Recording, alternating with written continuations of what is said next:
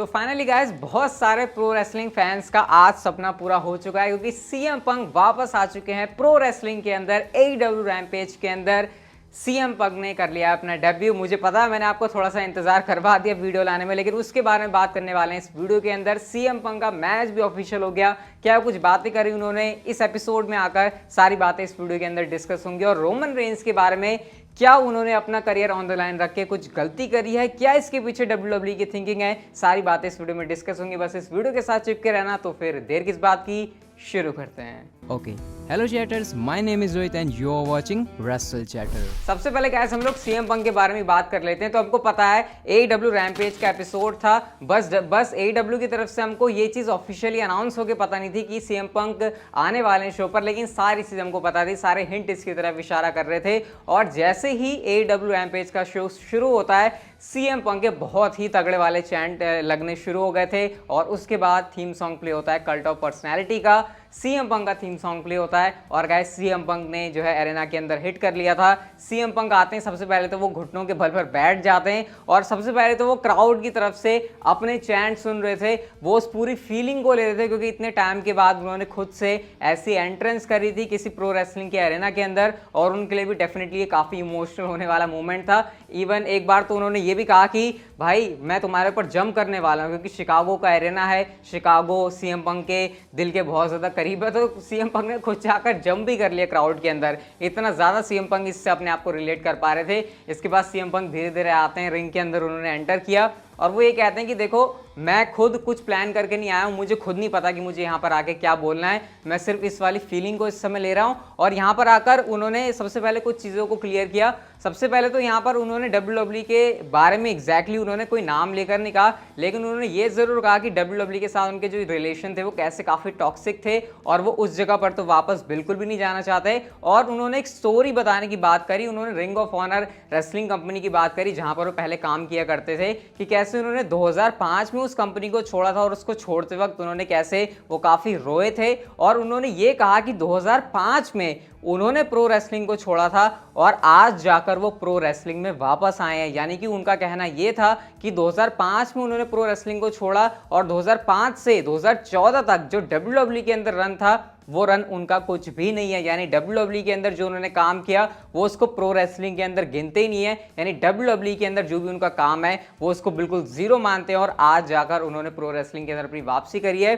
Even उन्होंने यहाँ पर और भी चीज़ों को मेंशन किया, जैसे कि वो ये कहते हैं कि वो तुम्हारे लिए वापस आए हैं। वो इस बात से भी काफ़ी खुश रहते हैं कि कैसे इतने टाइम से मैं वापस नहीं था, लेकिन स्टिल जो है तुम लोग मेरे को याद किया करते थे। 7 सालों से मैं गायब था, लेकिन स्टिल तुम कैसे मेरे को हमेशा बैक करते रहे, मेरे नाम के जो चैंट थे वो होते रहे। उन्होंने ये भी कहा कि कैसे मैं यंग टैलेंट्स के बीच हमेशा अपने आप को देखना चाहता हूँ और AEW के अंदर मुझे ये चीज़ दिखती है। और जब बात आती है यंग टैलेंट्स की, तो डार्बी एलन के साथ हम लोग मैच एक्सपेक्ट कर रहे थे सीएम पंक का, क्योंकि आपको याद होगा ना डार्बी एलन ने बेस्ट इन द वर्ल्ड का रेफरेंस दिया था। तो यहाँ पर उन्होंने सीधा डार्बी एलन की बात करी और ऊपर हमको छत पर जो है डार्बी एलन स्टिंग के साथ देखने को मिलते हैं। तो सीधा यहाँ पर उन्होंने एक तरीके से डार्बी एलन का जो चैलेंज था ना उसको एक्सेप्ट ही कर लिया। और उन्होंने ये कहा कि भाई सीएम पंक के साथ मैच करना तुम्हारे लिए खतरनाक साबित हो सकता है, और वो भी शिकागो के अंदर। तो यहाँ पर जो ऑल आउट पेपर भी होने वाला है 5 सितंबर को शिकागो के अंदर, वहां के लिए सीएम पंक और डार्बी एलन का जो मैच है वो ऑफिशियल हो चुका है। और गाइस इतना ही नहीं, जो हमको अगली डायनामाइट का एपिसोड देखने को मिलेगा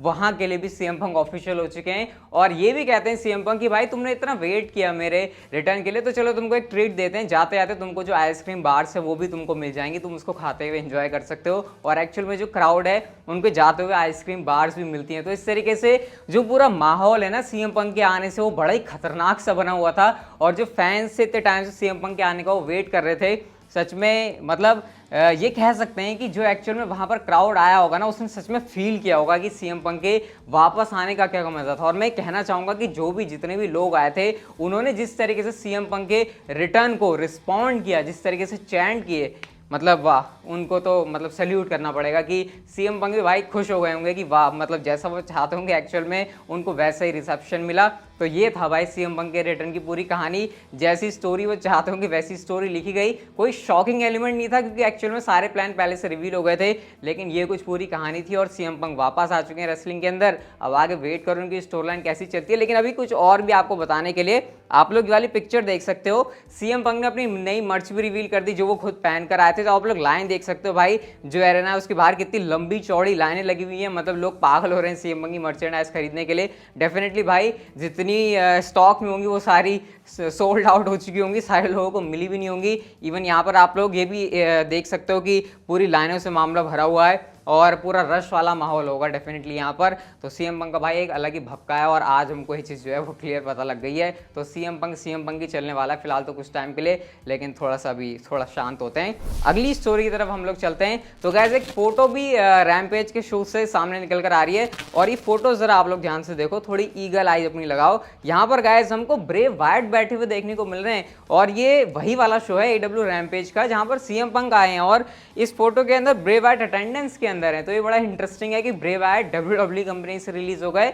लेकिन वो AEW रैमपेज का शो देखने आए हैं टिकट खरीद के। तो क्या इससे आप अगर आप कुछ कनेक्शन लगाना चाहते हो तो आप लगा सकते हो, लेकिन जस्ट मैं आपको बता रहा हूँ अभी आपकी मर्जी है कि आप इससे कौन से तार जोड़ना चाहते हो। जो तार आप जोड़ना चाहते हो आप जोड़ सकते हो, लेकिन एक इंटरेस्टिंग स्टोरी थी जो कि मुझे लगा शेयर करनी चाहिए आपके साथ। अब आप इससे क्या समझना चाहते हो वो आप समझ सकते हो, इतने समझदार आप लोग हो ही।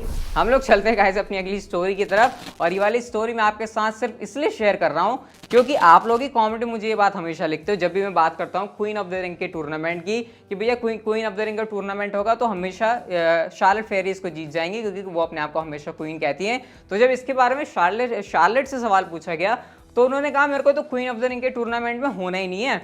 सिंपली अगर कभी भी क्वीन ऑफ द रिंग का टूर्नामेंट होता है तो जो क्वीन ऑफ द रिंग के टूर्नामेंट का विनर होगा ना उसके साथ मेरा मैच करना, क्योंकि मैं तो already queen of the queens हूं। तो भाई मेरे को लड़ने की जरूरत थोड़ी है किसी से, जो वहां से जीत के आएगा टूर्नामेंट वो मेरे से लड़ेगा क्योंकि मैं तो ऑलरेडी क्वीन हूं। तो ये कहना था भाई शार्लेट का, लेकिन मुझे लगता नहीं है ऐसा कुछ होने वाला है। वैसे मैं आपको बता देता हूँ ऑलरेडी WWE का प्लान है क्वीन ऑफ द रिंग के टूर्नामेंट को करवाने का और जिसका फाइनल्स होगा वो सऊदी अरेबिया के इवेंट के अंदर होगा और जो सऊदी अरेबिया का इवेंट है उसको WWE प्लान कर रही है। आई थिंक क्या डेट बताई थी मैंने आपको, 21 अक्टूबर की बताई थी। हाँ अगर मैं गलत तो नहीं बोल रहा, जाके पास पुरानी वीडियो देख लेना वहाँ बताइए मैंने 21 अक्टूबर ही अगर मैं गलत नहीं हूँ तो ऐसा शार्लेट ने यहाँ पर कहा। तो कहाँ आप कह रहे हो कि Charlotte queen of the ring बनेगी, लेकिन वो तो कह रही है कि जो टूर्नामेंट जीतेगा उससे मेरे को लड़वाना क्योंकि मैं तो ऑलरेडी क्वीन हूँ। तो ये कुछ कहना था यहाँ पर शार्लेट फेयर का। तो भाई तुम कहाँ उनको क्वीन ऑफ द रिंग बनाने की बात कर रहे हो, वो तो ऑलरेडी अपने आप को क्वीन मान के बैठी हुई है। खैर हम लोग चलते हैं नेक्स्ट फाइनल स्टोरी की तरफ और बात करते हैं Roman Reigns and John Cena के बारे में। अब जैसे आज रोमन रेंस ने कहा कि या तो वो अपनी यूनिवर्सल चैंपियनशिप को रिटेन करेंगे समर स्लैम के अंदर या फिर वो WWE कंपनी को छोड़ देंगे। तो इसके बाद से आप लोगों ने कमेंट सेक्शन में ये लिखना शुरू कर दिया कि क्या भाई ये तो WWE ने बिल्कुल ऑब्वियस सा कर दिया कि अब तो रोमन रेंस ही जीतेंगे क्योंकि रोमन रेंस WWE कंपनी छोड़कर जाने थोड़ी वाले हैं। वो अब तो बिल्कुल ऑब्वियस सा होगा कि वही यूनिवर्सल चैंपियनशिप को रिटेन करेंगे। लेकिन गाइस मैं आपको बताया था यहाँ पर WWE एक बहुत ही डिफरेंट गेम खेलने वाली है। क्या आपको ऐसा लगता है कि WWE इतनी पागल है कि वो इस मैच को इतना प्रिडिक्टेबल बना देगी? क्या आपको ऐसा लगता है कि WWE को पहले से नहीं पता कि हमको पता है कि ये मैच थोड़ा सा पहले से ही प्रिडिक्टेबल है? WWE ये बात जानती है पहले से ही कि फैंस को ऑलरेडी आइडिया है कि इस मैच में रोमन रेंस के जीतने का चांस ज़्यादा है। ये बात फैंस पहले से ही जानते हैं। तो आखिर क्यों WWE इस मैच में एक ऐसी स्टिपुलेशन डालेगी जिससे फैंस को और ये ज़्यादा बिलीव हो कि इस मैच में रोमन रेंस जीतेंगे? तो ऐसे में इस मैच में भले ही रोमन रेंस ने बात कही है कि अगर इस मैच में वो चैंपियनशिप को रिटेन नहीं करते तो WWE छोड़ देंगे, लेकिन गाइस इसका मतलब ये नहीं कि इस मैच में रोमन रेंस ही जीतेंगे। इस मैच में कोई गाइस बहुत बड़ा ट्विस्ट या फिर टर्न आने वाला है।